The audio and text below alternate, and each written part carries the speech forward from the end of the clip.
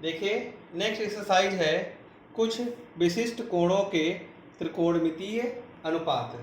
अब हम देखेंगे कि अगर हमें कोण का मान दिया गया है 30 अंश दिया है 40 50 जितना भी दिया है, हम उस कोण का मान कैसे निकालेंगे। हमें मुख्य रूप से 0 30 45 60 और 90 यही मुख्य रूप से पढ़ने हैं। तो हम आपको पहले बताते हैं कि ये वैल्यू कैसे निकलती है, ठीक है, कहाँ से आई है, फिर हम आपको इसका चार्ट बनवा देंगे और उसको आप याद करिएगा। जैसे पहली बात कि अगर एंगल 45 अंश का है, कितने का है, 45 अंश का है, तो उसकी वैल्यू कैसे निकलेगी। देखिए आप जानते हैं कि किसी भी समकोण त्रिभुज में एक एंगल तो 90 डिग्री का होता ही है, समकोण त्रिभुज है। अगर ये एंगल 45 का है तो ये भी कितना बचा, ये भी 45 का ही बचा, ठीक है।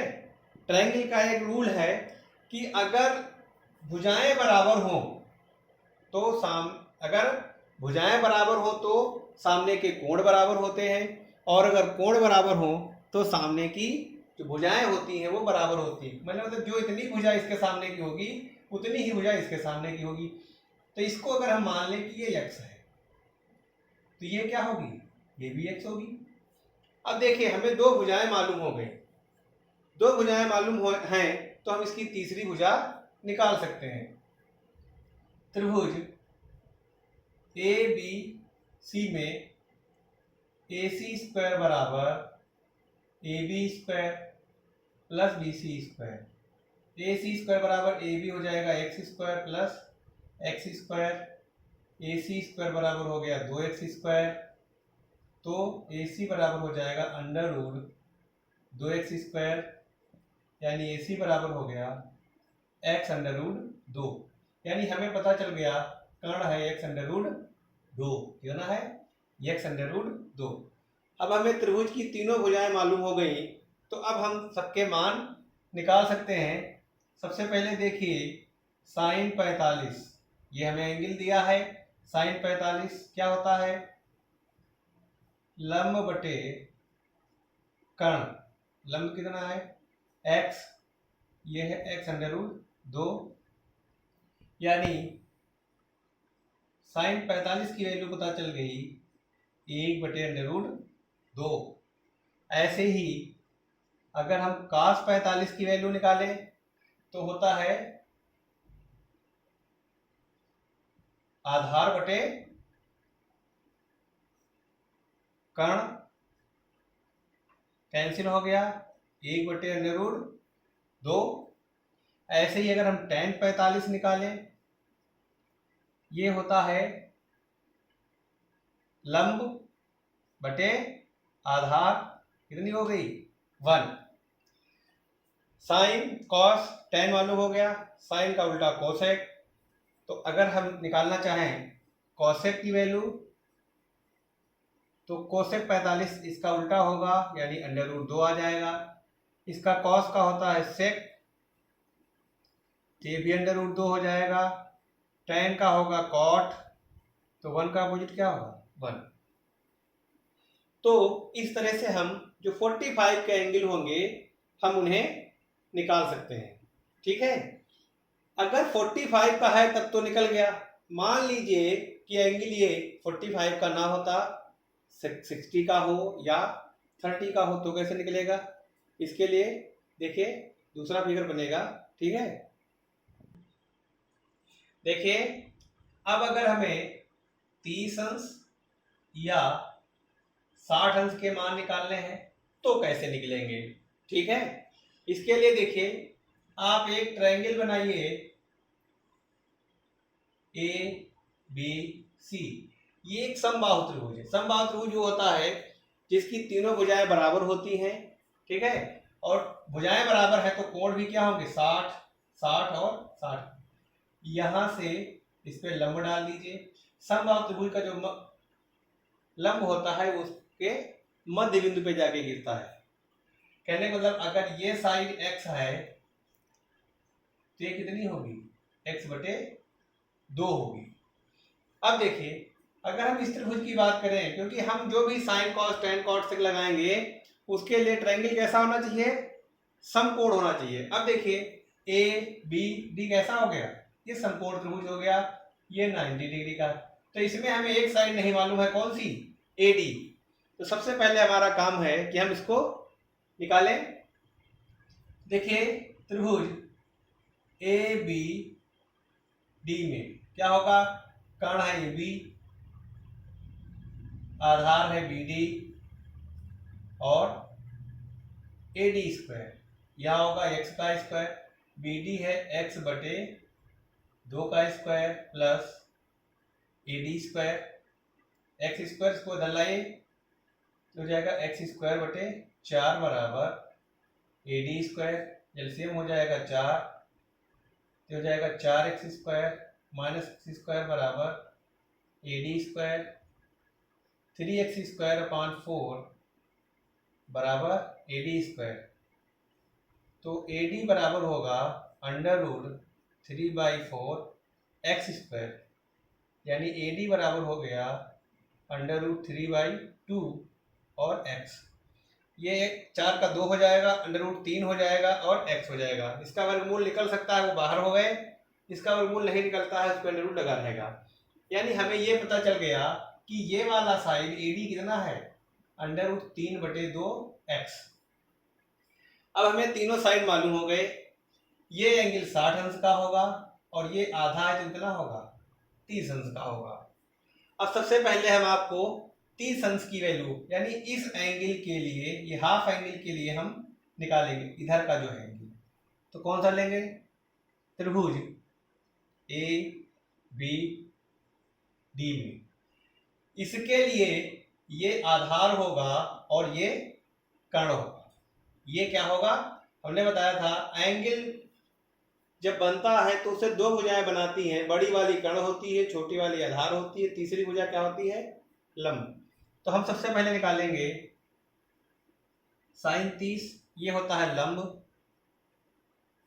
बटे कर्ण, लंब है सामने वाला यानी x बटे 2 और कर्ण है x। देखिए x x कट जाएगा तो ये हो गया sin 30 हो गया 1/2। ऐसे ही अगर हम cos 30 निकालें तो ये होता है आधार, आधार का मतलब रूट 3/2x और कर्ण कितना है x, ये कैंसिल हो जाएगा, ये आ गया अंडर रूट 3/2। sin 30 cos 30। ऐसे ही tan का मान निकालें तो tan 30 होता है लंब बटे, लंब कितना है x/2 और आधार है रूट 3/2x। देखिए ये x कटेगा, ये 2 कट जाएगा, ये आ जाएगा 1/√3। देखिए कैसे कैंसिल होता है, जैसे हम लिखते हैं x/2 अपॉन रूट 3/2, x ऊपर है। देखिए बाहर बाहर वाले और भीतर भीतर वाले मल्टीप्लाई होते हैं, तो ये हो जाएगा x × 2 अपॉन 2√3x। देखिए ये ऊपर नीचे कैंसिल हो जाएंगे, तो हमारा बचेगा क्या, 1/√3। यहाँ पे वही बचा था।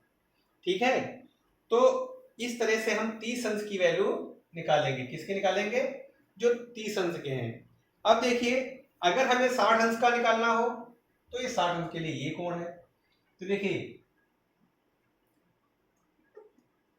एक बात इसमें और, sin 30 का अपोजिट cosec 30, cos का अपोजिट sec 30 और ये cot 30। ठीक है, अब देखिए sin 60 इसके लिए निकालना है तो होता है लंब बटे, क्या होता है, लंब बटे कर्ण। आप बार बार लिखिए तो आपको याद हो जाएगा रूट 3/2x अपॉन x, ये कैंसिल हो गया, ये आ गया रूट 3/2। ऐसे ही cos 60 निकालेंगे, आधार अपॉन कर्ण, आधार कितना है उसके लिए आधार होगा x/2 अपॉन x, ये कैंसिल हो गया 1/2। ऐसे ही tan 60 क्या होगा, इसके लिए क्या होगा, लंब होगा √3/2x, और ये होगा x/2, x से x कटेगा, 2 से 2 कटेगा, ये आ गया √3। साइन कीजिए कोसेक, इसका अपोजिट कोसेक हो जाएगा 2/√3, कॉस का सेक 2 हो जाएगा, tan का कॉट 1/√3 हो जाएगा। इतनी वैल्यू निकलने के बाद दो वैल्यू बच जाती हैं 0 और 90, 0 और 90। इसके लिए देखिए, इसी में देख लीजिए, मान लीजिए हमें इतना एंगल नहीं दिया होता, तो देखिए ये वैल्यू थी √3/2x, ठीक है। देखिए 0 और 90 के लिए उसे हमें किसी उस तरह की जरूरत नहीं है, हम सीधे से इसकी वैल्यू निकाल सकते हैं।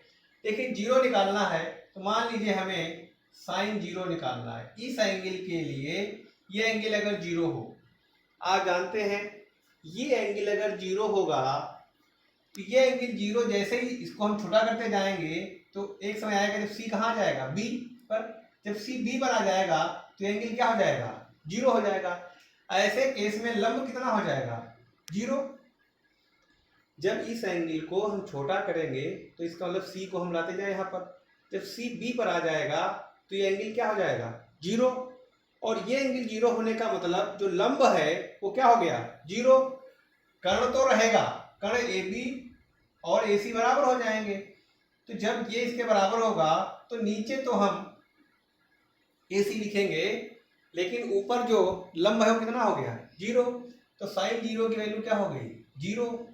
अब देखिए अगर हमें cos 0 निकालना हो, जब cos 0 लाएंगे, हमने क्या बताया, इसको लाएंगे जब b पर, तो उस समय लंब, ये जो लंब तो 0 हो गया, लेकिन जो आधार है और कर्ण दोनों बराबर हो जाएंगे।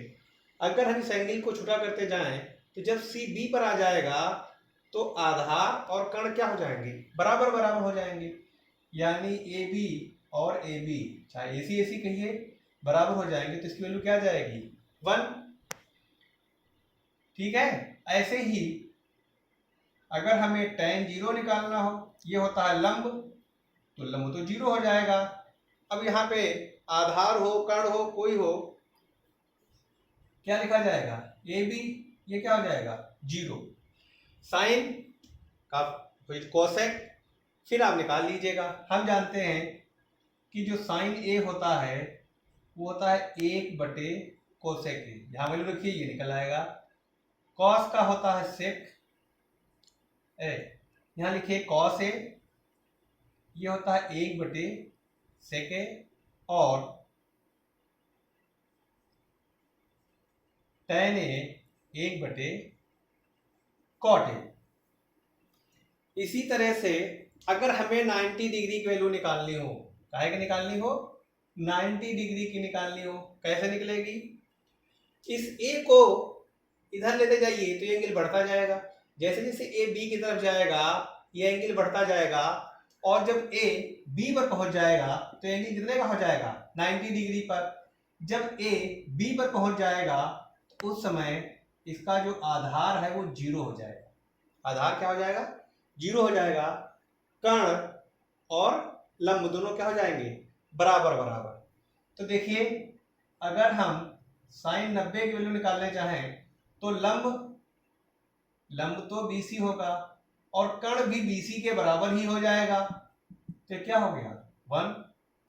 ऐसे ही cos 90 निकाले तो उस समय आधार कितना हो जाएगा, 0। जब ए बी पर पहुंच जाएगा तो आधार हो जाएगा 0, और कर्ण क्या हो जाएगा, कर्ण तो AC ही रहेगा, तो हो गया 0। ऐसे ही tan 90 के लिए देखिए, जो लंब है वो तो होगा BC, लेकिन आधार क्या हो गया, 0। आधार क्या हो गया, 0। और एक अनडिफाइंड केस है, जब किसी का आधार हर 0 हो जाए, हर क्या हो जाए, जीरो, तो ये क्या होता है, ये इनफाइनाइट होता है, या इसको हम क्या कहते हैं, ये अनडिफाइंड केस है। क्या है, ये अपरिभाषित है, इसकी क्या वैल्यू होगी ये हम नहीं बता सकते, इसको हम क्या कहते हैं, इनफाइनाइट, अनडिफाइंड है। ठीक है, तो इस तरह से फिर इसका अपोजिट, इसका आप कर लीजिएगा। ठीक है, साइन का कोसेक, कॉस का सेक, टेन का कॉट। ठीक है, इनकी इतनी वैल्यू आप याद कर लीजिए, फिर हम आपको अगली एक्सरसाइज बताएंगे। ठीक है।